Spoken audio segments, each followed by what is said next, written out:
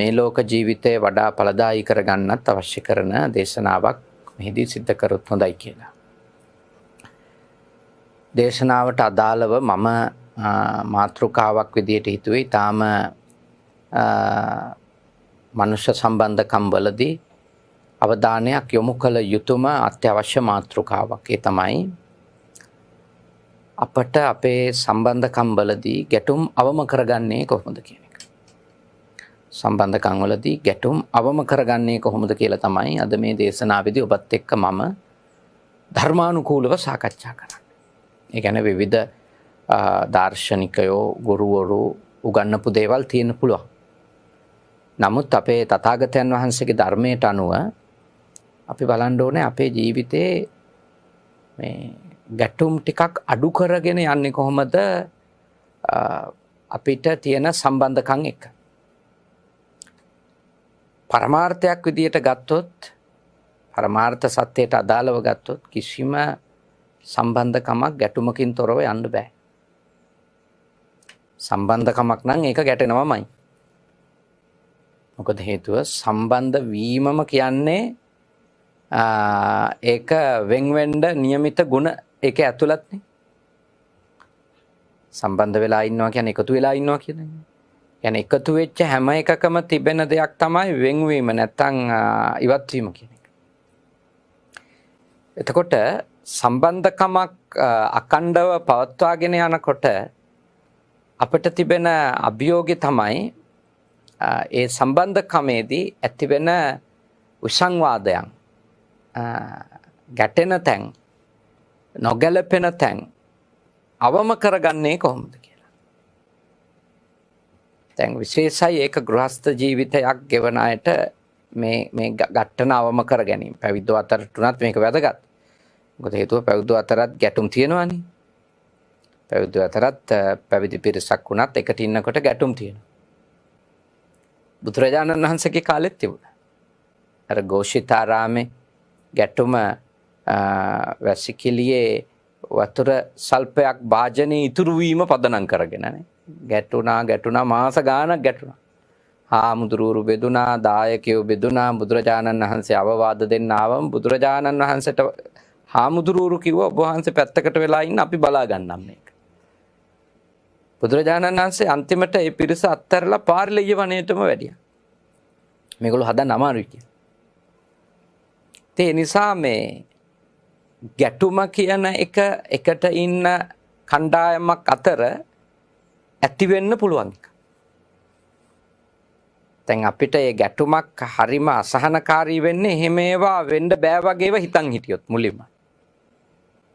ඉන්නවනම් කිරිපැණි වගේ ඉන්න ඕනේ වගේ ඒවා ඔළුවේ තියන් හිටියන් තමයි අර ගැටෙන සුළු ඒ වගේ අත්දැකීම් එනකොට ඒක දරා ගන්න බැරි වෙනවා. හැබැයි අපි යථාර්ථයක් විදිහට අපේ ජීවිතේ අවබෝධ කරන් ඉන්නවා නම් සම්බන්ධකම් කියන්නෙම ඒවයි ගැටීමත් අන්තර්ගත එකක් කියලා.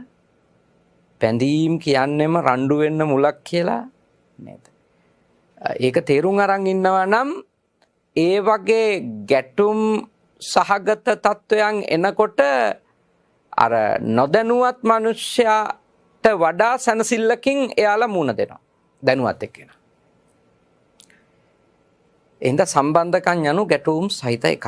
ඒක මුලින්ම අපි තේරුම් ගන්න ඕන. කාට හරි සම්බන්ධකම් ඕන නම් එයා ඒ සම්බන්ධකමේ තිබෙන ඇලීම වගේම ගැටීමත් අපේක්ෂා කරන්න ඕන. නැත්තම් සම්බන්ධකම් හදාගන්න තු ඉන්න ඕනේ.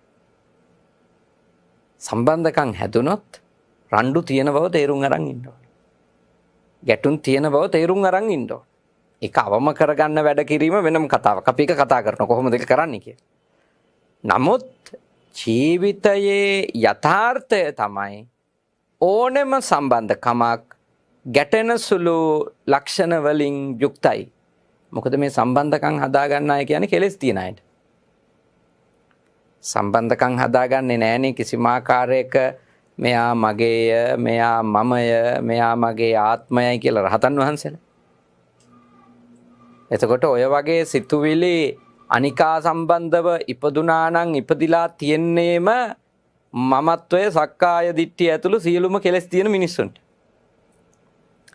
ඒ මිනිස්සු අතර තමයි සම්බන්ධකම් තියෙන්නේ. ඒකෙන් කියන්නේ විවාහ ජීවිත ගෙවන්නේ නැහැ සෝතාපන්න වෙච්ච අය කියලා. සක්‍රදාගාමි වෙච්ච අය, අනාගාමි වෙච්ච අයත් විවාහ ජීවිත ගත කරනවා.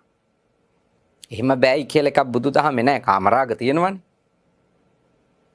නමුත් අර සෝතාපන්න නොවුණු එක්කෙනෙකු සම්බන්ධකමකදී හැසිරෙන විදියට නෙමෙයි සෝතාපන්න වෙච්ච කෙනෙක් හැසිරෙන්නේ. මොකද එයා දැඩි මමත්වය දුරු කරගෙන තියෙනවා. උග්‍ර අර මමය මගය කියන චෛතසිකය එයා නැති කරගෙන තියෙනවා ධර්මානුකූලව ලැබපු සම්මාදිට්ඨිය නිසා.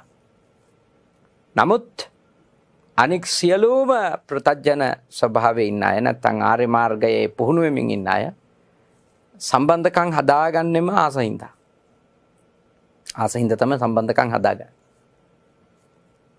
ඉතින් මේ සම්බන්ධකම් වලදී ඊළඟට ඕන එක තමයි අකමැති ඒවා නොකර ඉන්න ඕනෑ කියන එක. අකමැති ඒවා නොකර ඉන්න ඕනෑ කියන එක. ඒ කිව්වේ මට ඕන විදියට පවතින්න ඕනේ. මට ගැළපෙන්නේ නැති විදියට ඉඳීමෙන් වළකින්න ඕනේ. කවුරු හරි කෙනෙක් මට ඕන විදියට පවතින්නේ නැති වුණත් ගැටුමක් ඊළඟට මට පටහැනි දේ කරන්න පටන් ගැනීම කියන එකම ගැටුම ආරම්භ වෙන්න හේතුවක්. අපි සාමාන්‍යයෙන් ලෝකයේදී ස්වභාවය තමයි හිතන්න පුරුදු වීම මම නෙමෙයි ගැටෙන්නේ එයා. එහෙමනේ කියන්නේ නේද? මම නම් රණ්ඩු වෙන්නේ නැහැ. මෙයා තමයි රණ්ඩු වෙන්නේ. ඇත්තටම කිව්වොත් එහෙම කිසිම ආකාරයක ප්‍රතිචාරයක් නොදක්වන කෙනෙක් එක්ක කවුරු හරි කෙනෙක් ඇවිල්ලා රණ්ඩු වෙනවා නම් එයා මොන උපායක් හරි යොදලා මනෝවෛද්‍යවරයෙකුට යොමු කරන්න ඉබේ. ඒ කියන්නේ එයාටම කන්ට්‍රෝල් කරගන්න බැරි මානසික මට්ටමකට එයා ඇවිල්ලා කියන කෙනෙක්ගේ අදහස. කියන්නේ මේ නිකන් ඉන්න ඇත්ත එක රණ්ඩු වෙනවා නම් ගිහිල්ලා.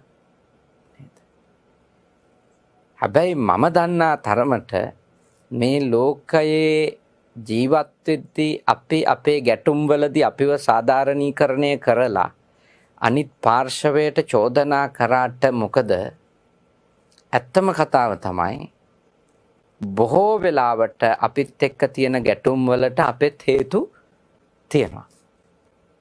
අපේ කිසිම හේතුවක් නැතුව අපි අන්තිම අහිංසක සහ යහපත් අය වෙලා ඉඳිද්දිත් අපිත් එක්ක ගැටෙනවා නම් මං කිව්වේ අර උමුතු වෙච්ච කෙනෙක්.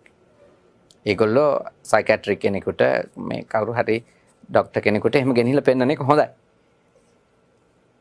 නමුත් ඔය දරුවෝයි දෙමව්පියෝ අතර තියෙන ගැටන, පිරින්දෑවරු සහ ස්වාමි පුරුෂයෝ අතර තියෙන ගැටන, බෑනලා සහ ලීලිලා අතර තියෙන ගැටන නේ නන්දම්මල මාමල එක්ක ඒ ගැටන ඒවා කොහොම දෙපාර්ශවයේම හේතු සාධක ඇතුව තියෙන ගැටන.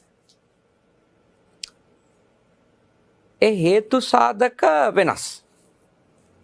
ඒ ගැටුම් වලට බලපාලා තියෙන හේතු වෙනස්. සමහර ගැටුම් කෙනෙකුට අධික ලෙස ඇලුණු කෙනෙක් ගැටුම් ආරම්භ කරනවා. අධික ලෙස ඇලුණු කෙනෙක්. එයා ගැටුම් ආරම්භ කරන්නේ තමන් ඇලිලා ඉන්න දෙයට බාහිර පාර්ශවයක් මැදිහත් වෙනවා දකින්නකොට. උදාහරණයක්. අපේ මේ වීරසිංහ මෞතුමිය ගත්තොත් දැන් තුමිය නම් පැරණි විදුහල්පතිතුමියක් නේ. එතකොට දැන් ඔබතුමියගේ පුතාලට අධික ලෙස ඇලිලා ඉන්නවා නම් අධික බැඳීමක් තියන් ඉන්නවා නම් තින්දී ඔබතුමියගේ මනස මේ අකමැති වෙන්න පුළුවන් එකක් තමයි පසුව පවුලට එකතු වෙච්ච දියණිවරු සීමාවක් නැතුව ඔබතුමිය ඇලිලා ඉන්න පුතණුවන් පාලනය කරනවා දකින්න. ඒ කියන්නේ ඒකට සාමාන්‍යයෙන් මිනිස්සයෝ විදියට කැමති වෙන්නේ නැහැ. يعني ලොකු අවබෝධයක් තියෙන කෙනෙක් නම් ඒව ඇත්තට ගණන් ගන්නේ නැහැ. ඒවා මේ ජීවිතේ යථාර්ථ කියලා තේරුම් ගන්නවා. නමුත් සාතිශය බහුතරයක් අයට තමන්ගේ නිර්මාණය වෙන කෙනෙක් පරිහරණය කරනවා බලන් ඉන්න එක ඒක ටිකක් අමාරු වැඩක්. තමන්ගේ නිෂ්පාදනය පසුව වෙන කෙනෙකුගේ මේ සභාපතිත්වය යටතට යන එක නේ. ඒ කියන්නේ තමන් තමයි නිෂ්පාදනය කරලා තියෙන්නේ. හැබැයි වෙන කෙනෙක් කියලා සභාපති වෙනවා. මේ නිෂ්පාදනයේ මේ මූලික තීන්දුව తీරන දෙන්නා වෙනවා. අන්න එතකොට ගැටුම් පටන් ගන්නවා. ඒ ගැටුම පටන් ගන්නේ සමහර විට මේ වෙන වෙන මතු පිට කාරණාවලින්. බැලු බැල්මට කතා කරන හැටි හොඳ නැහැ. පිරිසිදුකම මදි. දැන් මේ වගේ දේවල් තමයි මතු පිටට ගන්න චෝදනා අතර තියෙන ඒවා. හැබැයි ඇත්තටම ගැටෙන්නේ ඇයි කියලා බැලුවොත් ඒ අර වගේ දේවල් පවා සීමාවක් ඉක්මවලා අපිට මේ මතුවෙලා පේන්නේ කරුණු විදියට දුර්වලකම් විදියට. ඇයි කියලා බැලුවොත් ඒ තමයි තමන්ගේ පාලනයේ තිබිච්ච හෝ තමන්ගේ යටතේ තිබිච්ච දෙය තමන් නිර්මාණය කරනු ලැබූ දෙය වෙනමම කෙනෙකු විසින් පරිහරණය කිරීමේදී ඇතිවෙන අසහනය විසින්. ඒක අසහනය. තමන් අවුරුදු ගානක් හදපු කෙනෙක් පසුව මේ 100% නෙමෙයි 70%ක් විතර හරි අනෙකෙකු විසින් පාලනය කරනවා හෝ තීන්දුව తీරන ගන්නවා දැකීම ඒක උහුලා ගන්න එක සෑහෙන දියුණු හිතක් තියෙන කෙනෙකුට තමයි කරන්න පුළුවන්. හිත ගොඩාක් බණ දහම් හැදිලා ජීවිත අහලා මේ හිත හැදිලා තියෙන්න ඕනේ බණ දහම් අහලා.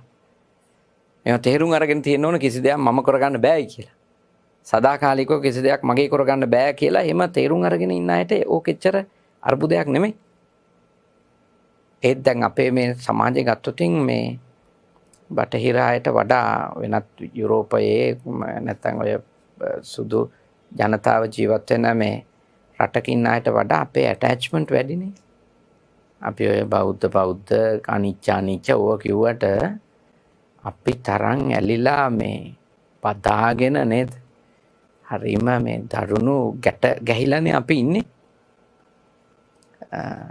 ඒ අතින් අනිත්‍යයෙන් මේ හැමතිස්සෙම දරුවෝ ස්වාධීන කරගන්න බලනවා. තමනුත් ඒ ඔස්සේම ස්වාධීන බව හොයාගන්න බලනවානේ. දරුවන්ට පුළුවන් ඉක්මනින් නිසි වයස ආපු ගමන් නිදහස දීලා තමන් නිදහස් වෙන්න බලනවා. අපි ඔය කිව්වට ළමයින්ගෙන් නිදහස් වෙන්න ඕනේ මේ මැරෙන්න නිදහසක් නෑ නැත්තම් කියලා කිව්වට ඒ නිදහස් කරා කියන කට්ටියත් ගේ අස්සෙම ඉන්නවට තමයි අපි කැමති. තේරුණානේ? එහෙම ඈතට යනවා කිව්වොත් වෙන පළාතක පදිංචිට යනවා කිව්වොත් එහෙම මූණු කුණ්ඩහට්ටි වගේ වෙලා නවතින්නේ නේ. ඒ කියන්නේ එහෙම මේ අපේ මේ බෞද්ධ මිනිස්සු ඇත්ත වශයෙන්ම කිව්වොත් මේ බුද්ධ ආගම තේරුම් අරන් ඒවට අනුව ජීවත් වෙනවට වඩා මේ එන්ටර්ටේන්මන්ට් නේ තියෙන්නේ. කියන්නේ මේ බුද්ධ ධර්මයේ කියලා බොහොම ප්‍රාසංගික බොහොම ප්‍රදර්ශනාත්මක සංදර්ශනාත්මක කටයුතු තමයි මේ බෞද්ධ ආගම ලෙසද ඔය එළියට පේන්නේ. සුදු ඇඳගත්තු මිනිස්සු පන්සල් වල පිරීලා ඉන්නවා, බෝගස් කාව පොලිමේ ඉන්නවා, විශාල පූජා නේද? ඒ ඔක්කොම තිබුණට මිනිස්සු ප්‍රායෝගික ජීවිතේදී තමන්ට දේවල් අතාරින්න වෙනව එක වෙලාවක කියන එක හරිය තේරුම් අරගත්තු අය පොඩ්ඩයි ඉන්නේ. ඒ නිසා මේ විවාහ ජීවිතයේ ළමයි ලපටිත් ඉන්නවා තමන්ගේ දුවදරුවන්ට. ඒත් සමහර දෙමව්පියෝ විඳවනවා අපි කියන දේවල් දැන් අහන්නෙම නෑයි කියලා. ඒ කියන්නේ අපි කියන දේවල් අහන්නෙම නෑ. ඒගොල්ලොන්ට හිතුමතේට වැඩ කරන්නේ කී හරියට විඳවනවා. සමහර විට අම්මලත් 70 75 පැනලා දැන්. එයාලගේ දරුවන්ට දරුවොත් ඉන්නවා, දරුවන්ගේ දරුවොත් ඉන්නවා. ඒගොල්ලොත් 50ක් කිට්ටු කරලා. ඒත් අර 70 80 ඉන්න එක්කෙනා අපේක්ෂා කරනවා මගෙන් අහලා තමයි මෙව්වා කෙරෙන්න ඕන කියලා. ඉතින් එහෙම කෙරෙන්නේ නැතුව සාදීනව තීන්දුව తీරන ගන්නවා දැක්ක ගමන් සන්තෝෂයේද ද්වේෂයේද? ද්වේෂයනේ. ඉතින් ගැටුමේ මුලින් හිතින් ගැටෙනවා, ඊළඟට ඉඟි වලින් ඉරියව් වලින් ඒවා පෙන්වන්න පටන් ගන්නවා, ඊළඟට ඒවා වාචසික හෝ කායික ප්‍රකාශන වෙනවානේ. එළියටම පයින්නවා අපේ ඇතුලේ තියෙන ගැටනේ. ඇත්ත වශයෙන්ම මේ අපේ තියෙන උග්‍ර තණ්හාව, තරුණු වියරු තණ්හාව අපේ අය සහ අපේ දේවල් පිළිබඳව අපේ පසුකාලීනව උග්‍ර ද්වේෂයකින් පෙළෙන පිරිසක් බවට පත් කරවලා තියෙනවා.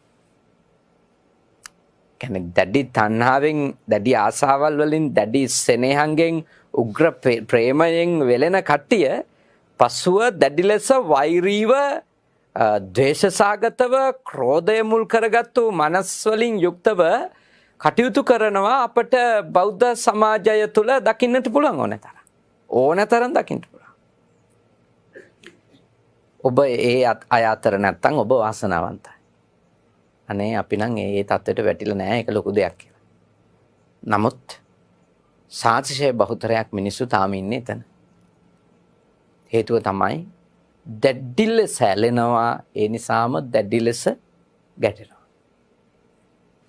ඇයි අපේ ගැටුම් කියලා ඇහුවොත් එයා මෙයා අතන මෙතන ආදී සිද්ධි හෝ පුද්ගලයෝ නෙමෙයි හේතුව. අපේ තියෙන දරුණු ඇලීම. ඇත්ත වශයෙන්ම එහෙම අපි ලොකුවට ඇලීමක් නැතුවත් හදන වඩන ළමයිත් ඉන්නවා ගෙවල් වලනේ. එහෙම ඇත් ඉන්නවනේ.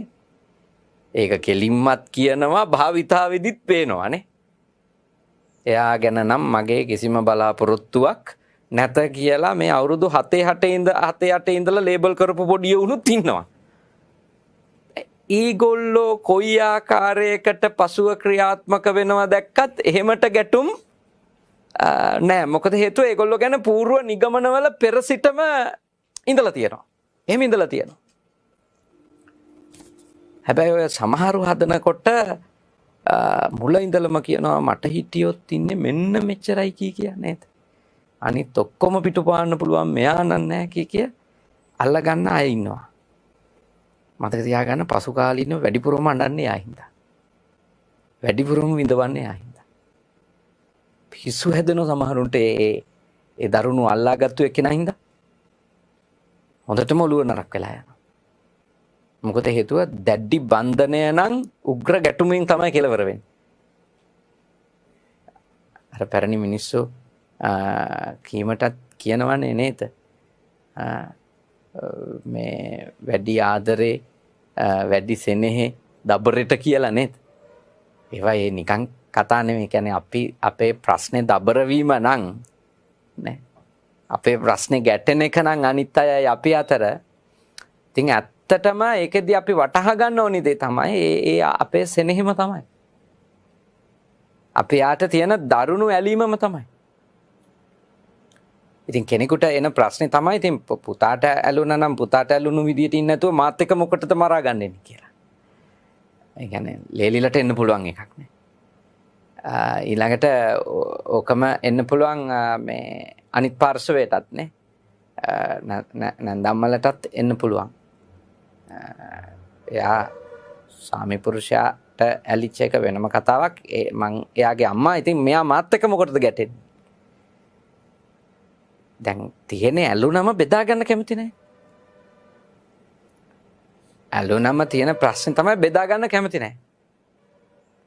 උග්‍ර ඇලීමක් තියෙනකොට අපි කවුරු කැමති එයාව තනියම පරිහරණය කරන්න නේ.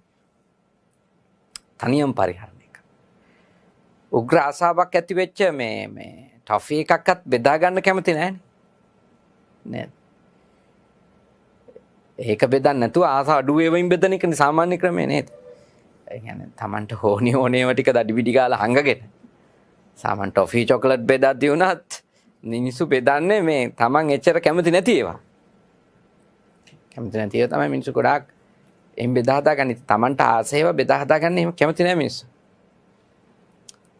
ඉතින් ඔය දරුවෝ කියන අය නේ, Tamanගේ දරුවෝ Taman හදපු අය වෙන කෙනෙක් එක්ක බෙදා හදා ගැනීම කියන එකට හිත පුහුණු කරගත්තා නම් මේ ලෝකේ ඉන්න බුද්ධිමත්ම අම්මා කෙනෙක්, බුද්ධිමත්ම තාත්තා කෙනෙක්.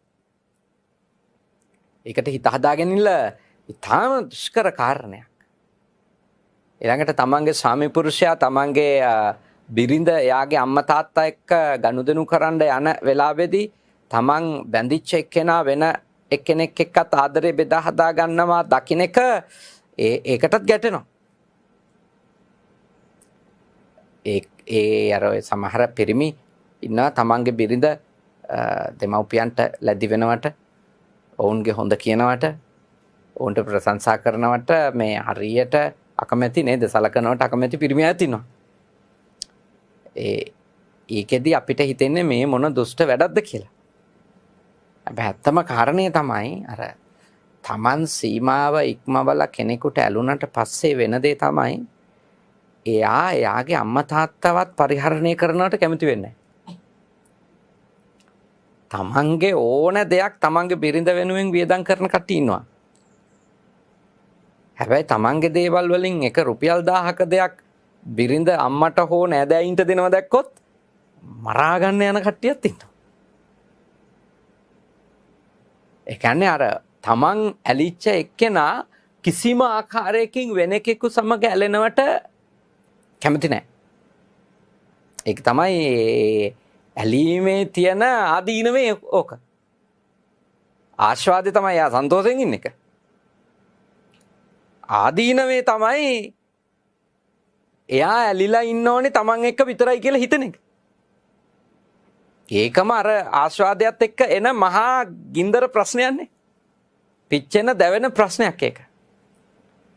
එහෙනම් ඔබ හොඳට වටහා ගන්න ඕන තමන් එක්ක කෙනෙක් ගැටෙනවා නම් එයා ගැටෙන්නේ නිකන් නෙමෙයි කියන එක. එයා ගැටෙන්නේ යාට මේක බෙදා හදා ගනිද්දී ඒක ඒන ආවේගයේ සමතයකට පත් කරගන්න යාට බෑ ඒකයි. ඒකනේ අර හෙන්රි කල්දේරා කියලා මහත්තයෙක්ගේ ගීතයක් ඔබ අහලා ඇති.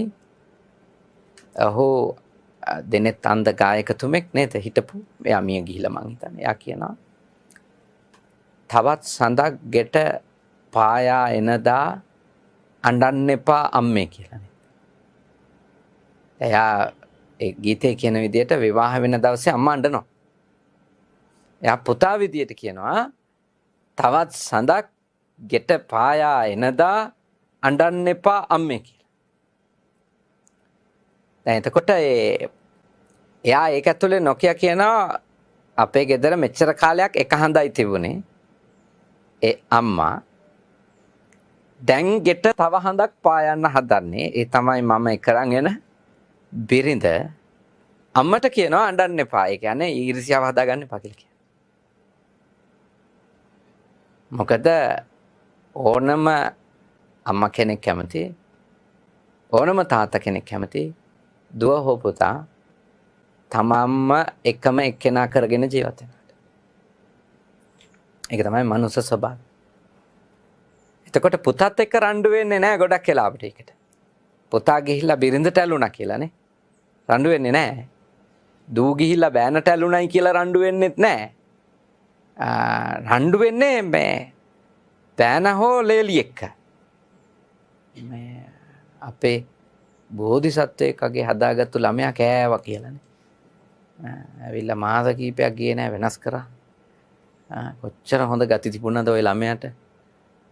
අහවලා තමයි කෑවේ ඔළුව කියලා එහෙම මේ දරුණු ගැටුම් වලට යනවා. ඉතින් මට ඒ වගේ අයගෙන් අහන්න තියෙන ප්‍රශ්නේ තමයි ඉතින් එච්චර හොඳට හැදුවා නම් එළියෙන් ඊට පස්සේ 25 අවුරුද්දකට පස්සේ ආපු කාන්තාවකට මාස 5න් වෙනස් කරන්න පුළුවන්ද? ඒ කියන්නේ එච්චර හොඳට හදපු එක්කෙනෙක් මාස 5ක් ඇතුළත කාන්තාවක් හෝ පිරිමියෙක් අලුතින් ඇවිල්ලා යාව වෙනස් කරා නම් එතකොට හදපු එකේ අවුලක් නැද්ද? නේද? හැබැයි අර තමන් ආදරය කරන හෝ තමන්ගේ නිර්මාණය වැරද්දක් දකින්න කැමති නැහැ මිනිස්සු. එතකොට හිතන්නේ මේ නිර්මාණය දූෂිත කළා එළියෙන් ආපු එක්කෙනා. ඒක තමයි ලේලිල් එක්ක මරා ගන්න. බෑනනුවන් එක්ක. ඒ ඊර්ෂ්‍යාව වෙන විදියකට යන්නේ ඒක. ඒක මතක තියාගන්න ඕනේ. ඒක අපි ඕනි කෙනෙකුට වෙන්න පුළුවන් එක. ඔය වගේ බැඳීම් ඇතුලේ යන ඕනිම කෙනෙකුට ඕනිම කාන්තාවකට ඕනිම පිරිමියෙකුට ඔය ගති ස්වභාවය පැන නගින්න පුළුවන්. ඒක ඇත්තටම ඊටාම හොඳ යහපත් සිතුවිල්ලක් වෙච්ච ආදරේ ඊළඟ නරක ප්‍රතිඵල. දරුවන්ට තියෙන දැඩි ආදරේ නරක ප්‍රතිඵල ඒක. ඒක තියෙන දේ ඒකයි. කියන්නේ ඒ ද්වේෂය ඒ ඝට්ටණය පටන් ගන්න හොඳ සිතුවිල්ලක් මුල් වෙලා. ඒ කියන්නේ මේ දිගටම පුතාටත් වෛර කර කර ඉඳලා ඒකෙම දිගුවක් විදියට ලේලිට වෛර කරනවා නම් නරක එකක තව නරක අවස්ථාවක් නේ. නමුත් ඒ වෙනුවට වෙන්නේ ඊටාම හොඳ මනෝභාවයක් නේ ආදරයක් දැක්වීම කියන එක. හැබැයි ඒ ආදරයේම දිගුවක් විදියට තමයි තමන් ආදරය කරපු කෙනාට තව කෙනෙක් ලං වෙනකොට ගැටුම පටන් ගන්න. ඒ තමයි ඒ ඝට්ටනේ ස්වභාවය. මේ ගැටුම් ඇති වෙන හේතු මොකද්ද කියලා තමයි මම ඔබට තෝරලා දෙන්න උත්සාහ කරන්නේ. ඊළඟට දැන් ඇයි ලේලි කෙනෙක් බෑන කෙනෙක් නැන්දම්මා හෝ මාමා එක ගැටෙන්නේ නේ? ඇයි මොකද්ද හේතුව ඒගොල්ලෝගේ?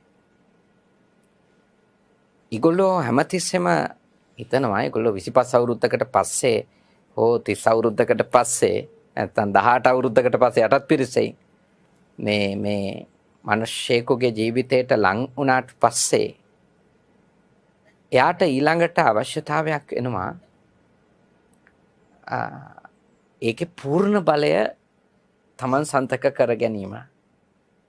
මොකද එයා හැමතිස්සෙම දන්නවා 25 අවුරුද්දක් අරගොල්ලොත් එක ලොකු බන්ධනයක් තිබුණා. ඒක තියෙන තාක්කල් මට බන්ධනයක් තියේද කියලා සැකයක් තියෙනවා. ඒ කියන්නේ අචර ලොකු කාලයක් දිගු කාලයක් බැඳිලා ඉඳපු අය ඒක එක්ක මටත් දෙන්න පුළුවන් ආදරේ. එතකොට ගොඩක් වෙලාවට ඊටාම සුළු සිද්ධි ඒ අලුතින් අර ගෘහයට ආපු කාන්තාවට හෝ පිරිමියාට දැනෙන්නේ නිකන් සැලසුම් සහගතව තමන්ව මේ කපල දාන්න කරන වැඩ වගේ. ඒ කියන්නේ සැලසුම් සහගතය. ඒවා නිකන් මේ නොහිත කරන දේවල් කියලා නෙවෙයි. එතකොට හිතෙන්නේ මේ හිතලම තමයි. මේ හිතලම තමයි මම මේ ගෙදරට ආපු දවස් ඉඳලා මේගොල්ලෝගේ තියෙනවා කැමැත්තක්. ඒ හිතලම තමයි මේ ඔක්කොම කරන්නේ කියලා එයාගේ හිත එයාට කියලා දෙන්න ගන්නවා. එතකොට එයා හිතනවා අර අතීත සම්බන්ධකම් සියල්ලෙන් මෙයා ගැලෙවුවා නම් මට පූර්ණ අයිතියක් අත් කරගන්න පුළුවන් කියලා. දැන් ඔය අලුත් විවාහකයෝ විවාහ වෙන්න කලින් ඉඳලම මේක පටන් ගන්නවා. ඉස්සර කට්ටිය ඇවිල්ලා මේ විවාහයෙන් සැලකියුතු කාලයකට පස්සේ මේ වැඩේ පටන් ගන්නෙ.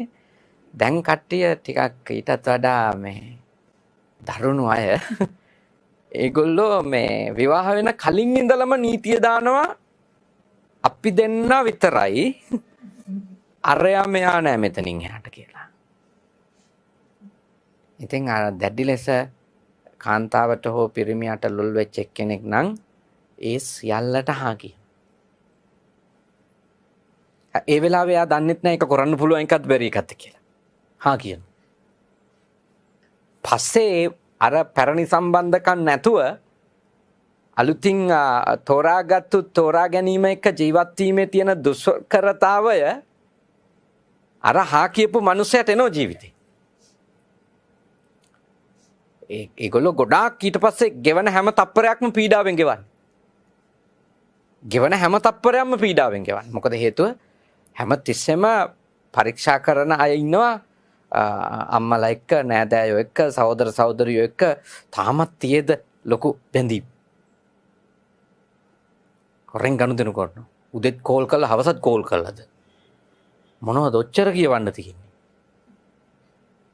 එහෙම කට්ටිය ඉන්න. ඉතින් ඒගොල්ලොන්ට කවදාකවත් සැනසෙල්ල නැහැ. ඒකයි මේ ප්‍රශ්නේ. මම ඔබට කියන්නේ එහෙම ඒ පැටර්න් එකේ ඒ තින්කින් පැටර්න් එක ඒක ලස්සන එකක් නෙවෙයි. ඒක හරිම සෙල්ෆිෂ් එකක් නේ. තරුණ ආත්මාර්ථකාමී එකක් නේ ඒක. ඒකේ තියෙන ප්‍රශ්නේ තමයි ඒගොල්ලෝ ඉන්නේ සැකෙන්, අසහනෙන්, දුකෙන් නේද? කලකිරීමෙන්. ඇත්ත වශයෙන්ම සමහර කාන්තාවෝ සහ පිරිමි මට මුණ ගැහිලා තියෙනවා. සාමි පුරුෂයා හෝ බිරිඳ මේ ගෙදර එන්න කලින් අම්මට තාත්තට ගත්තු කෝල් වල මේ අර හිස්ටරි එක ඩිලීට් කරන කට්ටිය. ඒ කට්ටිය ඉන්නවා. මට හම්බෙලා තියෙනවා. අපේ සමාජෙ එච්චරටම පිරිහිලා ඉන්නේ ඇත්තටම. මේ ඒකයි මං කිව්වේ මේ බුද්ධ ආගම කියලා එන්ටර්ටේන්මන්ට් වැඩ අවුලක් නැහැ. ඒ ගෙවල් වලත් නම්බර් එකට 10 15 නම වඩම්මලා දාන දෙනවා. වෙසක් පොසොන් වලට තනියෙන් දන්සල් දෙනවා ඒගොල්ලෝ. හැබැයි ඒගොල්ලොන්ගේ ඇතුලේ කිසිම අතහැරීමක් දියුණු වෙලා නැහැ. ඔය ගොඩාක් ඔය දන්සල් දෙන මිනිස්සු බලන්නකො පාරේ වාහනෙට ඉඩ දෙනවද කියලා. දෙනවා කියන්නේ මේ දෙනකොට මොන්ටරෝ නවත්තලා සව් දෙනවා. සව් එකක් බොන්නම කියලා. හැබැයි ඒ මිනිස්සු ඊළඟට පාරේ යන වෙලාවට කායිර මාරු වෙන්නේ අර මේ වාහනේට ඉඩ දෙන්නේ නැතුව මේක අපිට අයිති කියලා බදාගෙන කායිර මාරු. තමන්ව මේ පසු කර යන්න හදනකොට ඉඩ නොදී යන හැටි පාර මැද දෙන්නේ ඉඩ. හැබැයි ඒගොල්ලෝ දන්සල් දෙනවා. මට ඔබට තෝරලා දෙන්න ඕනේ මිනිස්සු දීම කියලා ක්‍රියාවක නියැලිලා හිටියට ඒක ඇතුලේ වෙන්න ඕන දේ කරගෙන නැහැ. දීම නම් අපේ පුහුණුව. එතන තියෙන්න ඕනේ ගුණය අතහැරීමනේ. එහෙනම් මට පුළුවන් වෙන්න ඕනේ අනිත් එක්කෙනා මාව පහු කරලා යන එකක් දරන්න. ඉඩ දීමක් නේ. අනිත් එක්කෙනාට හරවන්න දීමක් නේ.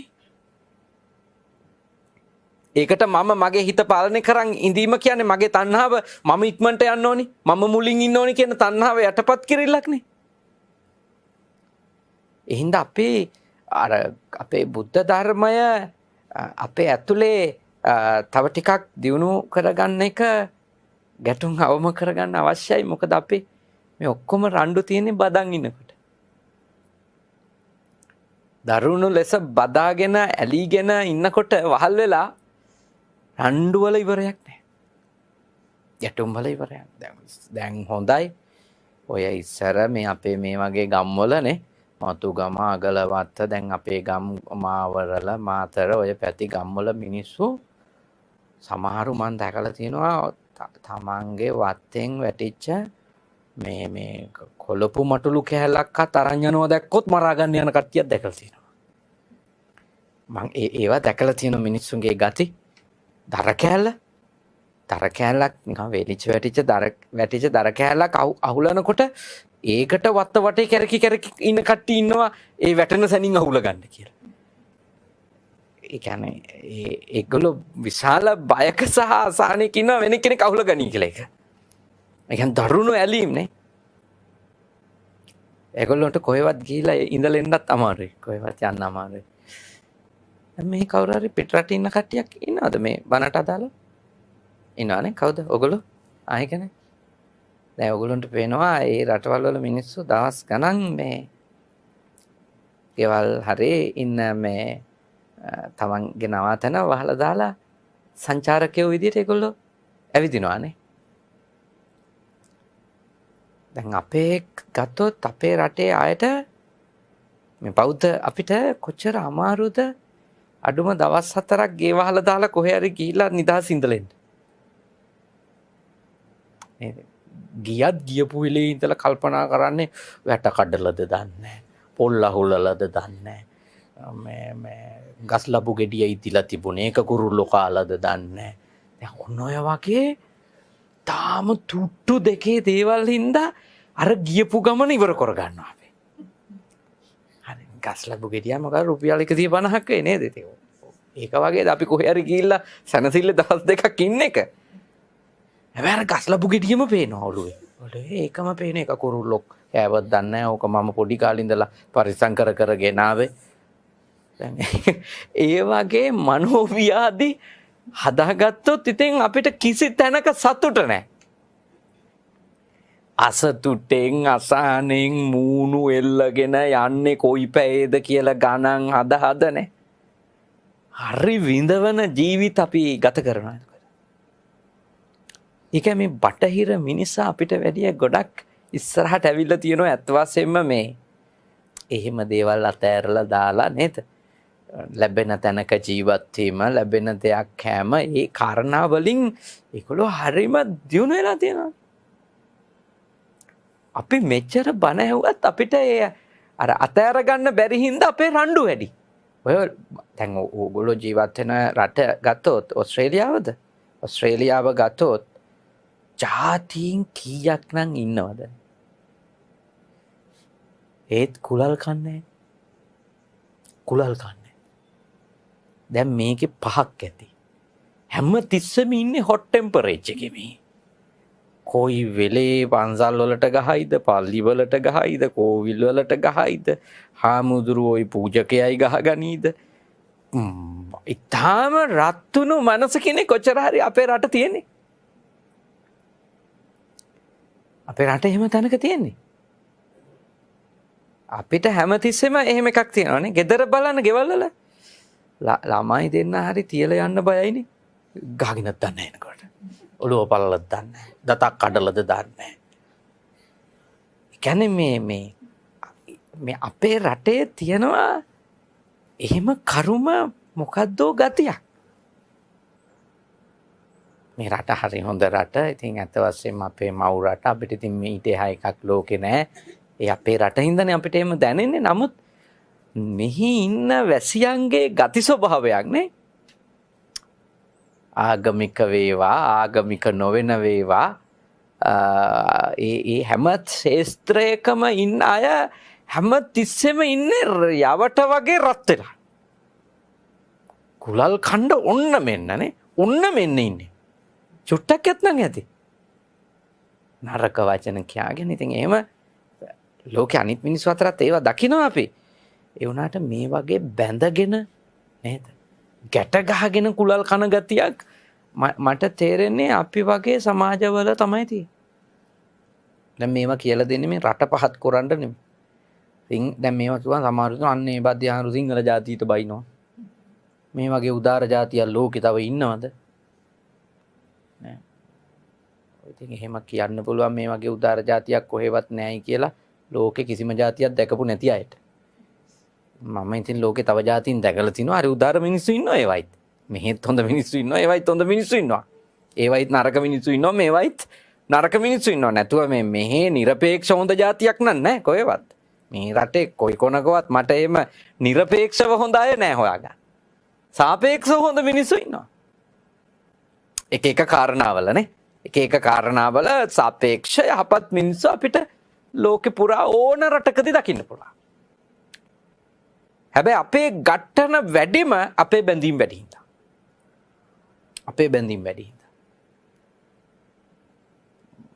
ගොඩක් බුද්ධිමත් ප්‍රඥාවන්ත මිනිස්සු ඇත්ත වශයෙන්ම ඒගොල්ලෝ මොන ප්‍රශ්නේ වුණත් කතා කරලා විසඳ ගන්න. නේ? ආගියුමන්ට් එකක් විතර. නැතුව මේ පාර මැද ගහගන්න යන. එහෙම ගැටුම් ඇත්ත වශයෙන්ම ලෝකේ හරි අඩුයි දකින්ද. ශිෂ්ට ජාතීන් අතර. ගෝත්‍රිකයෝ අතර තමයි චූටි දෙයටත් ගැටෙන්නේ. දැන් බලන්න කාර් ගත්තු ගමන් ගෙදරට ගේන්න කලින් දාගන්න එක තමයි ඉන්ෂුරන්ස් එකක් නේ. දාගන්න. හැබැයි වාහනයක් හැප්පුණු ගමන් පාර මැද නවත්තලා ගහ ගන්නවා. දැන් ඉන්ෂුරන්ස් දැම්මේ ඇයි? හැප්පෙන්න පුළුවන් බව හොන්දටම පිළි අරගෙනනේ. ඒ හැප්පුණාට පස්සේ මරාගන්නේ ඉන්ෂුරන්ස් කෝල් කරන්නේ නැතුව. ආගියුමන්ට් එකක් තියෙන්න පුළුවන් කවුද වැරද්ද කියලා. ඒත් නරක වචන කියාගෙන. පාරෙන් වාහනේ හොල්ලන්නේ නැතුව තව 100 ගානකගේ ගමන පරක්කු කරලා. නේද? මූණකට තලලා. එහෙම හැසිරෙන්න හොඳ නැහැ මිනිස්සු. ඒ මොකද හේතුව? ඒගොල්ලෝ හිතන අපි දුක් විඳලා ගත්ත වාහනේ. මේක අපන්න කාටවත් අයිතියක්. ඉතින් මං දන්න තරමට එහෙම අම්මු තරහකාරයෙක් කැරුණුකොට මේ පස්සෙන් ඇවිල්ලා හෝ ඉස්සරින් ගිහලා එහෙම කවුරුවත් හප්පන්නේ නැහැ කවුරුක්වත් නේ. එහෙනම් චේතනාත්මකවම අපිව මරන්න කවුරු හරි පන්නගෙන ඇවිල්ලා හප්පලා වෙන්න ඕන. අපිට මොලේ තියෙන්න ඕනනේ. මේ මිනිසයා වෙන කල්පනාවක හෝ වෙන මොකක් හරි ඉක්මනක ඇවිල්ලා මෙයා ගැතින් හැපුණා. එයා අපේ හප්පන්නාවේ නෑ. නමුත් එයාගේ ඒ වෙලාවේ මානසික තත්ත්වය. අපි ඒකට ප්‍රතිචාර දක්වන්න ඕනි විදිය බොහොම උපේක්ෂා සහගත වෙන්න බෑ. ඒ වගේ වෙලාවට නරක නපුරු වචන කියාගෙනනේ පහර දෙන්න ගිහිලා වටේ පිටේ ඉන්න අයත් එකතු වෙලා අපේ හැසිරීම ශිෂ්ට නැහැ. මහා පාරදී සම්බන්ධකම් වලදී, ගෙදර සම්බන්ධකම් වලදී මේවයි ප්‍රශ්නේ තමයි. අපි අපේ දේට ඕනවට වඩා ඇලුනම අපි හිතනවා අපේ දේට මුකුත් වෙන්න බෑ කියලා. බුද්ධ ධර්මයේ යෝජනාව තමයි ඔබ කොච්චර ඇලුණු දේ වුණත් ඔබගේ වසඟේ තියාගන්න බෑ. ඒක තේරුම් අරන් ජීවත් වෙන්න. සබ්බේ සංඛාරා අනිච්චානේ. සියලුම හේතු ප්‍රත්‍ය නිසා හටගත්තු දේවල් අනිත්‍යයි. ස්ථිර නැහැ. විපරිණාමී වෙනස් වෙනවා. අඤ්ඤතභාවී අන්ස්වභාවයකට පෙරලෙනවානේ. එකම විදියට තියෙන්නේ නැහැ. ඊළඟට ඒක අවබෝධ කරගත්තොත් කෙනෙක් එයා කිසිම දෙයක් තදින් අල්ලන්න යන්නේ මමමයි, මගේමයි, මගේ ආත්මෙමයි, මට ඕන විදියටමයි. අන්න එතනින් ගැලවෙනවා. එතනින් ගැලවුණාම දේවල් තමන්ගේ පාලනයෙන් ගිලිහෙනකොට යක්ෂයෝ වගේ කටයුතු කරනවා වෙනුවට උපේක්ෂාවෙන් කටයුතු කරනවා. යමක් තියාගන්න උත්සාහ කළත් උත්සාහ කරන්නේ සදාචාර සම්පන්නව. නීත්‍යානුකූලව. අනිකාට අයුක්තක් නොකර. ඒ මනුස්ස මට්ටමනේ. ඒකනේ සත්පුරුෂ මට්ටම. යහපත් මිනිසාගේ මට්ටමට එනවා යා. එතකොට ගැටුම් අඩුයි. මට ඔබට මෙච්චර වෙලා කියලා දෙන්න ඕනේ උනේ මේ ගැටුම් වල හේතු මොකක්දනේ. ඊළඟට මේකෙන් ගැලවෙන්න නම් ඉතින් අපි ගැඹුරුම කාරණේ තේරුම් ගන්න ඕනේ. ගැඹුරුම කාරණේ තමයි කිසිම දෙයක් මගේ කරගන්න බෑ. කිසිම දෙයක් මම විදියට තියාගන්න බෑ, මගේ ආත්මේ කරගන්න බෑ. ඒවා වෙනස් වෙනවමයි. ඒ කාරණාව නිතර නිතර පුද්ගලයන්ට අදාළව, ද්‍රව්‍ය වලට අදාළව අපි තේරුම් ගන්නවා. තේරුම් ගත්තම ඒ ද්‍රව්‍ය හෝ පුද්ගලයෝ අඤ්ඤතභාවී, විපරිණාමී, අනිත්‍යතා කියන ධර්මතාවයන්ට පත් වෙනකොට මධ්‍යස්ථ සිතකින් ඒවට ප්‍රතිචාර දක්වන්න පුළුවන්. එතෙන්ට උත්සාහ කරන්න. එතකොට ඔබේ ගෙවල් සැනසිලි සාගත තැන් බවට මේ අලුත් අවුරුද්දේ පත් වෙයි. නැත්තම් සැනසිල්ල නැති වෙනවා. නැත්තම් සැනසිල්ල නැති, නැත්තම් සාමය නැති වෙනවා. සතුටින් ඉන්න හම්බ වෙන්නේ නැති වෙනවා. මොකද අපි ඉන්නේ පොඩි කාලයයිනේ. පොඩි කාලයයි, ගොඩක් කල් ඉන්න අය නෙමෙයි අපි. ඒ හින්දා අපි ඉන්න ටිකේ බොහොම සාමකාමී මනසකින් අපි ඉඳලා මිය යනවා. ඒකට නම් උග්‍ර ඇලීම් වලිනුයි, උග්‍ර ගැටීම් වලිනුයි පුළුවන් තරම් නිදහස් වෙන්න ඕන. පුළුවන් තරම්. එතකොට සැනසෙල්ල ඉඳලා සැනසෙල්ලේ යන්න පුළුවන්. එතකොට අපි ගියපු දවසටත් හැමෝටම හිතෙයි තව හිටියනම් හොඳයි කියලා. අපි උග්‍ර ගැටෙන සුළු අය නම් නේ බල ඉඳී යන්නේ කවද්ද කියලා. අන ඇද හරි ඉන්නවනේ පුතුම කරුමේ කියන්නේ කියා. අපේ මරණය පතන අය ලෝකෙ වැඩි වෙයි. මොකද අපි ගැටෙන සුළු අය වුණාම අප්‍රසන්න වෙනවනේ. අපිත් එක්ක ඉඳීම මහ වාදයක් වෙනවනේ. එහෙනම් යහපත් මිනිස්සුයෝ වෙමු අපි. යහපත් මිනිස්සෙකුට තමයි හොඳ බෞද්ධෙක් වෙන්න පුළුවන් පසු. යහපත් මිනිසෙක්වත් නොවි හොඳ බෞද්ධෙක් වෙන්න බෑනේ. ඉතින් හොඳ මිනිසෙක් වෙන්න. මිනිස්සුන්ගේ දුර්වලකම් ඉවසන්න ඕනනේ. ඕන කෙනෙක්ගේ දුර්වලකම් තියෙන ඉවසන්න ඕන. ඉවසන්න පුළුවන් වුණොත් ගැටුම අඩු වෙනවා. ගැටුම අඩු වෙනවා, දුර්වලකම් ඉවසන්න පුළුවන්. කවුරු හරි වැරද්දක් කරනවා දැක්කත් අනේ කෙලෙස් වලට වසඟ වෙලා වෙන්නේ නැති කියලා හිතුවා. අපිට යාට නිඳා කරන්න, අපහාස කරන්න, හිංසා කරන්න හිතෙන්නේ නැහනේ. මොකක් හරි ආසාවකට අහු වෙලා, ක්ලේශයකට වසඟ වෙලා, තාම තේරෙන්නේ නැහැ සසරේ බය කියලා එහෙම හිතුවම අපිට යාට හිංසා කරන්න, පීඩා කරන්න හිතෙන්නේ නැහැ. පුළුවන් තරම් නොහොල්මනේ වැරද්ද කියලා දෙන්න හිතේ. නැතුව සමාජයට ගෙනිහිල්ලා කෑකෝ ගහලා හිංසා කරලා ගහලානේ රාණ්ඩු කරලා ඒ ගතියට අපි යන්නේ අත වශයෙන්ම අපිටත් අවබෝධයක් නැතුව අපි දේවල් එක වැඩ කරනවා. හොඳ බෞද්ධයෝ වෙන්න ඕනේ අපි. හොඳ මිනිස්සුයෝ වෙන්න ඕනේ. අපි ඉන්නේ පොඩි කාලයයි. සමහර විට මේ අපි කාගේ අන්තිම බණ දේශනාව වෙන්න පුළුවන් නේ. කාගෙත්? මගේ, ඔබගේ. අපි එච්චර අනිත්‍ය ජීවිතයක් තියාගෙන ඇයි අපි නිකන් නොමරනවා වගේ රණ්ඩු වෙන්නේ නේ. ඒ කියන්නේ ඊටාම් ශ්‍රද්ධාවෙන් මතුගම දෙහිගස් මුල්ල ප්‍රදේශයේ ඉඳලා මේ ඥාති හිත මිත්‍රාදීන් මේ බෞද්ධ නාලිකාවේ මැදිරි පරිශ්‍රයට පැමිණිලා බොහෝම ශ්‍රද්ධාවෙන් අද පින්කම කරා.